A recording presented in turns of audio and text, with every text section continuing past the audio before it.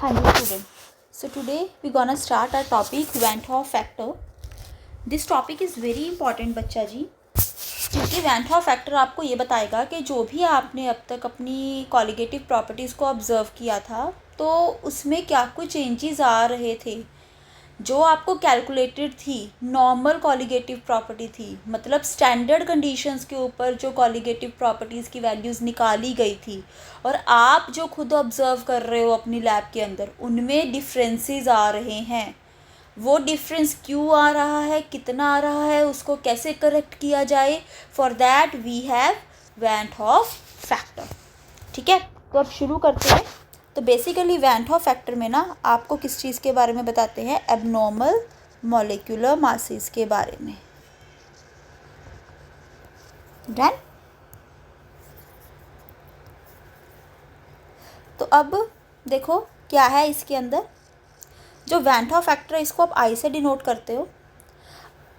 अब जैसे मान के चलो कि आप लोग बात कर रहे हो NaCl की, राइट।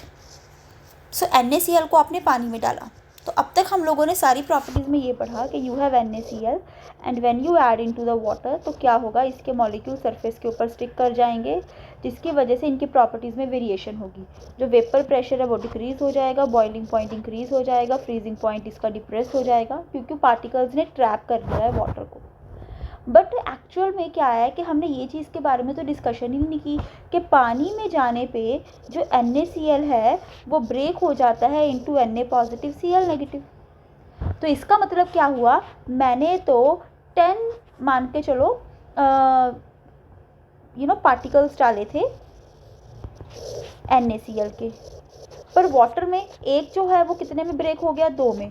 तो 10 है वो कितने में कन्वर्ट हो गए बच्चा जी, 20 के अंदर कन्वर्ट हो गए। Getting my point. तो फिर उसके बारे में तो हमने डिस्कशन ही नहीं की। पहले आप NaCl को डाल रहे थे, यू हैव NaCl, बट अभी आपके पास बच्चे अकेला NaCl नहीं है, आपके पास क्या है बच्चा जी, Na पॉजिटिव Cl नेगेटिव है। ठीक है, तो Na पॉजिटिव और Cl नेगेटिव इंडिविजुअली भी तो कोई ना कोई अलग से रोल प्ले करेंगे ना आपके सॉल्यूशन के अंदर। ठीक है, तो उसकी वजह से ना जो भी आपने प्रॉपर्टीज़ चेक की थी कॉलिगेटिव प्रॉपर्टी, उनके बीच में चेंजेस आ रहा था। और वो चेंजेस को हमें ऑब्जर्व कैसे कर रहे थे बच्चा जी, हम उसको ऑब्जर्व कर रहे थे उनके मोलर मासेस के बेसिस में, क्योंकि जो मोलर मास होता है बच्चे वो तो फिक्स ही होता है ना, मोलर मास तो फिक्स होता है। तो आप कैसे पता कर सकते हो कि आपने जो आंसर निकाला वो सही है कि नहीं, आप उनके मोलर मासेस पे। अब आपको पता है कि NaCl का मोलर मास कितना होता है, कितना होता है बता पाओगे, Na का कितना होता है 23, इसका कितना होता है 35.5, तो कितना हो गया आपके पास बच्चा जी 58.5, इतना ही बन गया ना। पर ये तो था नॉर्मल आइडियल कि जब ये पानी में जाके इसने अपना कोई भी रोल प्ले नहीं किया, बट पानी में जाने पे तो ये ब्रेक हो गया इनटू आयंस, तो इनके मोलर मासेस में आपको कुछ ना कुछ चेंजेस नज़र आएंगे। अगर मोलर मासेस में चेंजेस नज़र आया है तो इसका मतलब जो ओवरऑल आपकी कॉलिगेटिव प्रॉपर्टी है उसमें भी चेंज नज़र आया, जिसको हम लोग डिटेक्ट करते हैं with the help of this i factor which is known as van 't Hoff factor. ठीक है, तो अब चलो इसको शुरू करें हम लोग। तो देखो, हाँ जी, तो आपने अब तक कौन सी कॉलिगेटिव प्रॉपर्टी पढ़ी थी, सबसे पहले पढ़ा था आपने RLVP। ठीक है, RLVP आपने क्या पढ़ा था बच्चा जी कि P0 minus PS upon P0 is equal to mole fraction of solute. अब इसके आगे आपने क्या करना है, आई फैक्टर इंट्रोड्यूस कर दो। ये आई इंट्रोड्यूस करने से जो आपके चेंजेस आ रहे थे वो करेक्ट हो जाएंगे। Basically this is a correction technique, ठीक है ना, कि जो आपके molar masses, observed molar masses या ऑब्जर्व्ड कॉलिगेटिव प्रॉपर्टी, और जो आपके पास नॉर्मल स्टैंडर्ड कंडीशंस के ऊपर है, तो उन सब में क्या है बच्चा जी, करेक्शन हो जाएगी, रिजल्ट्स आपके सेम बनने शुरू हो जाएंगे। अब डिप्रेशन इन फ्रीजिंग पॉइंट क्या पढ़ा था, delta TF is equal to KFM। अब इसमें आप क्या ऐड कर दो, आई ऐड कर दो, करेक्ट हो गई प्रॉपर्टी। और क्या पढ़ा था आपने, एलिवेशन इन बॉइलिंग पॉइंट। ठीक है, तो ये क्या था आपका, delta TB is equal to KB into M। अब इसके आगे आई लगा दो, करेक्ट हो गया। फोर्थ आपने कौन सी प्रॉपर्टी पढ़ी थी बच्चा जी, ऑस्मोटिक प्रेशर। ये सारे लेक्चर्स रिकॉर्डेड हैं CGS केमिस्ट्री ज्ञान सागर पे, आप लोग जाके विजिट कर सकते हो। इसमें क्या पढ़ा था आपने, pi is equal to CRT। अब इसके आगे करेक्शन मेथड लगा दो आई, तो आंसर आपका सही हो जाएगा। अब ये आई है क्या, कैसे ये वर्क करता है, हम इस चीज़ के बारे में सारा स्टडी करेंगे। ठीक है, तो क्या रहेगी बच्चे आपकी, ये देखो। अब इसमें आपके पास जनरली क्या रहेगा,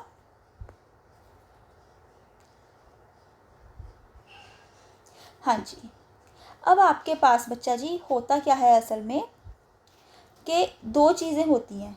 जब आपका कोई भी कंपाउंड, ठीक है, पानी में गया, ठीक है, या तो वो क्या कर सकता है, ब्रेक हो सकता है, मतलब वो या तो डिसोसिएट हो सकता है, या बच्चा वो क्या कर सकता है, अपने आप को एसोसिएट कर सकता है, या क्या हो सकता है उसमें, नो चेंज, मतलब ना तो वो टूटे, ना वो अपने आप को डाइमराइज करे, ना ही वो बच्चा जी मतलब सिंपल रहे। एग्जाम्पल क्या हो गई जैसे इसकी, अब इसकी एग्जाम्पल आपके पास क्या है बच्चे, NaCl है ना, पानी में गया तो क्या बन गया, Na पॉजिटिव और Cl नेगेटिव।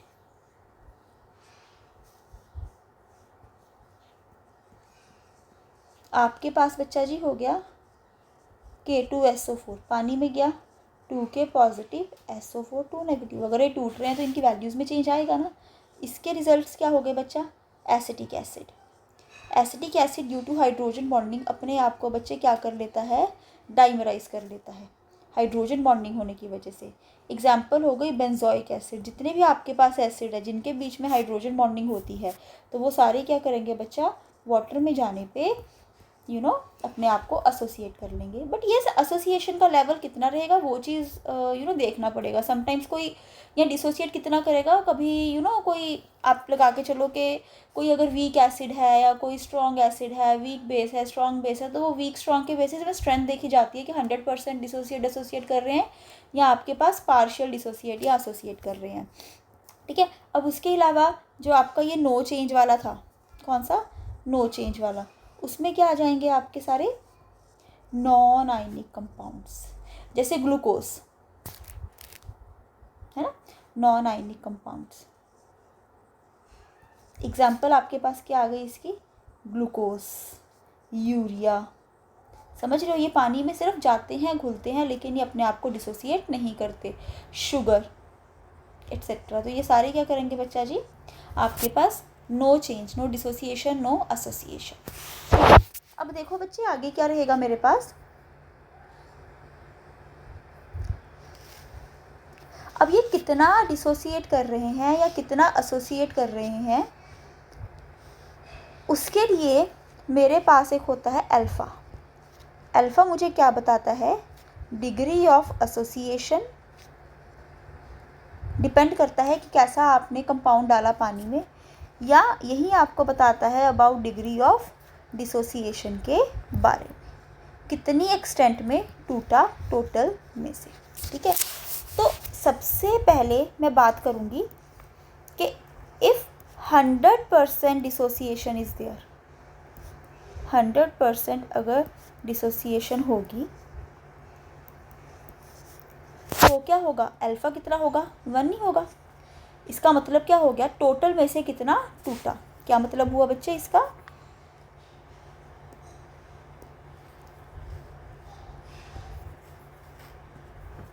इसका मतलब हो गया कि number of moles dissociated upon total number of moles taken, total में से कितना टूटा। अब अगर मान के चलो मेरे पास डिसोसिएशन क्या हो रही है, 100% हो रही है, तो जितना आपने लिया था उतना ही वो टूट गया, तो टोटल कितना आ गया 1। 100 में से 100 नंबर आए तो एक ही बनेगी ना रेशियो उसकी। ठीक है, तो अब जैसे मान के चलो NaCl आपके पास स्ट्रॉन्ग इलेक्ट्रोलाइट है, वो आपको मेंशन करेंगे क्वेश्चन में कि आई आपने कैसे चूज़ करना है। मैं आपको आई बताने का शॉर्टकट बता रही हूँ, अल्फ़ा 1 है, ठीक है, उसके लिए अब मुझे पता करना है कि आई कैसे चूज़ करना है। तो आई कैसे चूज़ करोगे, for example you have NaCl को तोड़ो तो क्या बन गया, Na positive Cl negative, total number of ions. अगर आपके पास 100% डिसोसिएशन है तो आई क्या होगा बच्चे, आपके पास total number of ions formed. Maximum question आपके 100% डिसोसिएशन से कवर हो जाएंगे। मैं इसीलिए सबसे पहले इसके ऊपर एम्फोसिस डाल रही हूँ। अगर आपका पार्शियल है तो उसका क्या फॉर्मूला है वो मैं आपको बाद में बताऊँगी। तो इस केस में जो आपका आई है वो कितना हो जाएगा बच्चा जी, 2। ठीक है। फॉर एग्जाम्पल आपके पास है AlCl3, मान के चलो उन्होंने बोल दिया कि ये भी 100% डिसोसिएट हो रहा है। ठीक है, मैं डिसोसिएशन के केसेस बता रही हूँ पहले। तो इस केस में क्या होगा बच्चा जी, AlCl3 अगर अपने आप को ब्रेक करेगा तो क्या बन जाएगा, Al + 3 नेगेटिव। कैसे, जो इसके पैर में है वो आगे वाले की पावर, जो आगे वाले के पैर में है वो पीछे वाले की पावर। आगे वाला हमेशा पॉजिटिव, पीछे वाला नेगेटिव। तो आई की वैल्यू कितनी आई, 3 1 सॉरी ये देखो कितने यहाँ पे 1, यहाँ पे कितने 3, टोटल वैल्यू कितनी आ गई मेरे पास 4। समझ रहे हो। अब जैसे और भी मैं बता देती हूँ।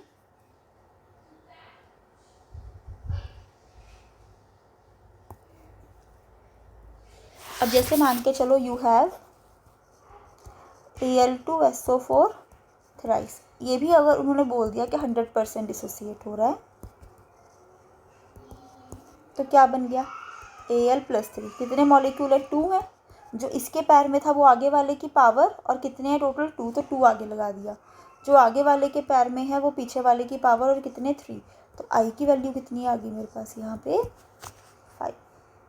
बात समझ रहे हो। एक आपने ना पहले क्लासेस में पढ़ी हुई है चीज़, क्या पढ़ा हुआ था, N factor.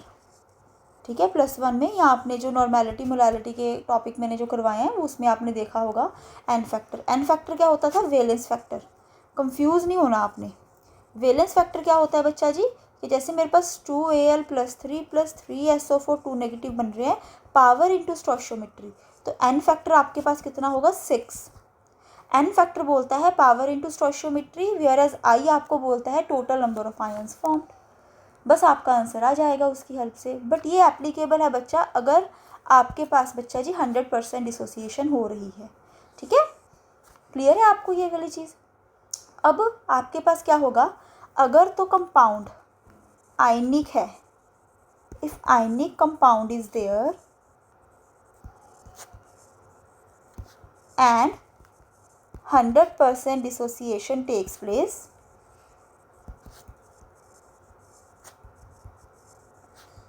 then I will be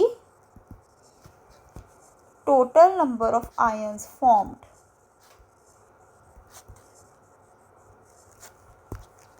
If the compound is non-ionic, then I always equal to 1, क्योंकि कुछ टूटा ही नहीं वहाँ पे। तो I की वैल्यू क्या होगी बच्चे, वहाँ पे 1 होगी। कोई ब्रेकेज ही नहीं हुई, मोलर मास सेम रहेगा आपका, तो इसीलिए I की वैल्यू सेम रहेगी। And these 2 points are important, ध्यान में रखना। ठीक है, तो ये मैंने सिर्फ 100% डिसोसिएशन का केस बताया है, और मैंने एक केस बताया है कि जब आपका कंपाउंड नॉन आयनिक है, जैसे ग्लूकोज, यूरिया, कार्बन, हाइड्रोजन के कंपाउंड जितने भी होते हैं वो सारे। तो अब आपको क्या करना है कि अगर आपके पास क्वेश्चन है तो उसमें आपको कोई आयनिक कंपाउंड दिया हुआ है, तो आपने क्या कर लेना बच्चे, बस देख लेना कंपाउंड आयनिक है, और वहाँ पे मान के चलो मेंशन नहीं किया हुआ कि डिसोसिएशन कितनी % है, तो बाय डिफ़ॉल्ट आपने हमेशा कितनी मान लेनी है, 100% मान लेनी है। अदरवाइज दे विल मेंशन कि हाँ इतना डिसोसिएट है, कितना नहीं है, उसके हिसाब से क्वेश्चन करेंगे, वो अलग से टॉपिक हम लोग कवर करेंगे। ठीक है, तो अब जैसे मान के चलो हम लोग क्वेश्चन सॉल्व करते हैं, वहाँ से आपको बताती हूँ। हाँ जी, so this is the statement. अगर आपको बच्चे बेसिक कॉलिगेटिव प्रॉपर्टी के न्यूमेरिकल करने आते हैं, only then you are able to solve, क्योंकि डिफरेंस कुछ नहीं है, सिर्फ एक आई फैक्टर इंट्रोड्यूस करना है। कहाँ पे करना है वो आपको बताएगा question.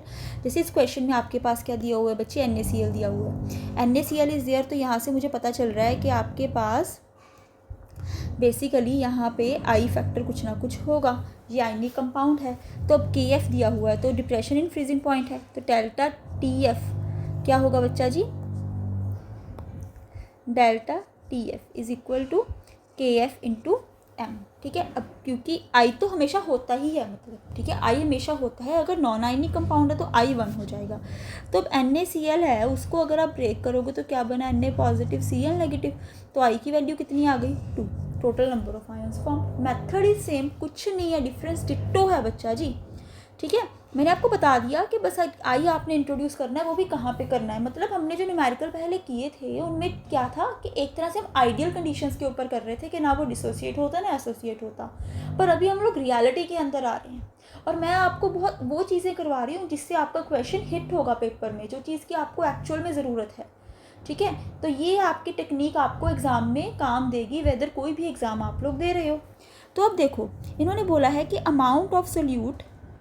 amount of NaCl which must be added to 1 kg of water so that freezing point of the solution is depressed by this। तो इसका मतलब डेल्टा TF कितना हो गया 3, चेंज इतना ही आया, I की वैल्यू कितनी है 2, KF कितना है 1.86 और मोलैलिटी क्या होती है number of moles of solute into mass of solvent in kg। तो आप वैल्यूज़ को पुट कर दो यहाँ पे, क्या आ जाएगा 2 इंटू 1.86। वैसे मैं ये रिकमेंड करूँगी कि जब आप लोग ये वाले क्वेश्चंस करते हो ना इस तरह के जहाँ पे आई इंट्रोड्यूस होता है, वहाँ पे कम ही राउंडिंग ऑफ किया करो, आंसर्स आपके सही आएंगे, वरना चेंजेस ज़्यादा आ जाते हैं। और इसका NaCl का कितना होता है भाई 58.5। ठीक है, अब उसके बाद कितने में इन्होंने ऐड किया 1 kg मतलब यहाँ पे वैल्यू कितनी आ गई 1। तो सॉल्व कर लो एंड व्हेन यू सॉल्व तो आपका आंसर कितना आएगा बच्चा जी 47.2 ग्राम। ठीक है, मोलर मासेस को लेके इन्होंने अपना कॉन्सेप्ट शुरू किया था, फिर वहाँ से हम लोग हर एक कॉलिगेटिव प्रॉपर्टी की छोटी छोटी वैल्यूज़ के ऊपर भी पहुँच गए। मोलर मासेस में चेंजेस ऑब्जर्व हुए तो वो कहते हैं कॉलिगेटिव प्रॉपर्टीज़ में भी चेंजेस ऑब्जर्व होंगे, तो इसीलिए उन्होंने बच्चा जी ये वाला टॉपिक रेडी किया। आपको कॉन्सेप्ट क्लियर है ना बच्चे? तो बस यही कुछ है इसके अंदर। आपको अगर कंपाउंड आयनिक दिया हुआ है तो मेक श्योर कि आप आई लो, एंड इन दिस क्वेश्चन उन्होंने मेंशन नहीं किया कि 100% डिसोसिएट है कितना, तो by default you will take 100% dissociation. And if instead of this NaCl we are given with glucose, and you know glucose अंदर जाके डिसोसिएट नहीं होता, वो आयन्स में ब्रेक नहीं होता, तो इन दैट केस आई की वैल्यू क्या बनती है आपकी 1 बनती। The rest is same, method करने का सेम है जो आप पहले सीख के आए हो। ठीक है, तो आज के टॉपिक में मैंने सिर्फ आपको ये बताया है कि 100% डिसोसिएशन और आपके पास नो डिसोसिएशन और एसोसिएशन। पार्शियल एसोसिएशन डिसोसिएशन का क्या फंडा है, कैसे करना है, वो हम लोग कल की क्लास में कवर करेंगे।